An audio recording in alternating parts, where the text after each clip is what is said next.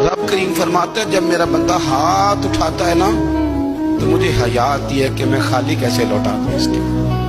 इतने बड़े बादशाह की बारगाह में ओ भाई, लोगों से इज्जतें तलाश करते हो तो वो क्या तुम्हें इज्जत देंगे? वो तो कल अच्छा कहते हैं परसों बुरा कहने लग जाते हैं। लोगों के सामने गुड बुक में आना चाहोगे तो वो तो सवेरे तुम्हारे बारे में कुछ कहेंगे, शाम कुछ और कहेंगे। अपनी रूहानी जिंदगी आबाद करें, अपने मुसल्ले को वक्त दें और दुनिया से छुप कर इस मोबाइल को बंद करके और अपने आप से भी छुप के और तन्हा होके छुपा के सारा कुछ अपने आंसू अपने रब की बारगाह में पेश करें, उसके हुजूर हाजिरी दें। सुनो ना तिरमिज़ी की हदीस और इसे याद रखना।